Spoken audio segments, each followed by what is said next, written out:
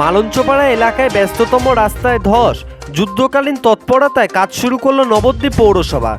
বন্ধ বাবলারী সহ বিভিন্ন রুটের বাস পরিষেবা। রবিবার সকাল থেকে রাস্তা মেরামতের কাজ যুদ্ধকালীন তৎপরতা শুরু করে নবদ্বীপ পৌরসভা। 1 নম্বর ওয়ার্ডের মালঞ্চপাড়া বুড়োকালীতলা মোড়ে ব্যস্ততম রাস্তায় ধস নামায় একদা দুর্ঘটনায় কবলে পড়তে হয় টোটো সহ বেশ কিছু যানবাহনকে। দুর্ঘটনায় আহত হন কমবেশি বেশ কয়েকজন।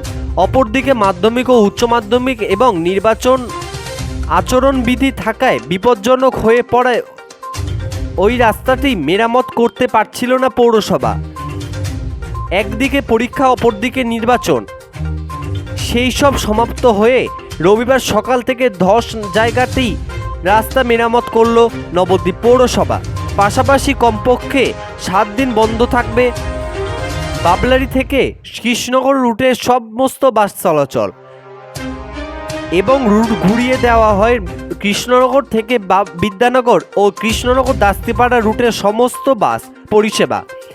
এ বিষয়ে নবদ্বীপ পৌরসভার 1 নম্বর ওয়ার্ডের কাউন্সিলর বৃন্দাবন মণ্ডল কি জানালেন শুনব। নবদ্বীপ থেকে সৈয়দ আবু জাফরের রিপোর্ট, যুগান্তর সংবাদ। এটা শুরু হওয়ার কথা ছিল আগেই, যখন আমরা ভেবেছিলাম করব তখন মাধ্যমিক, পরপর উচ্চ মাধ্যমিক, যার ফলে এটা মেন রাস্তা বাবলারীর সঙ্গে বাসের কানেকশান।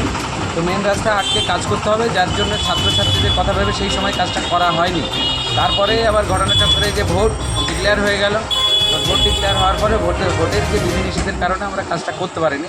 যাক, ভোট শেষ হয়েছে, রেজাল্ট বেরিয়েছে।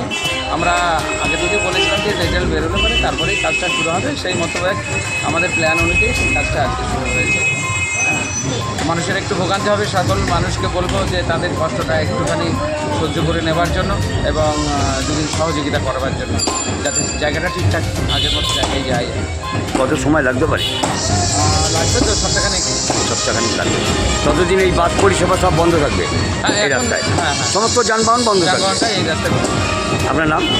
মণ্ডল, কাউন্সিলর 1 নম্বর ওয়ার্ড।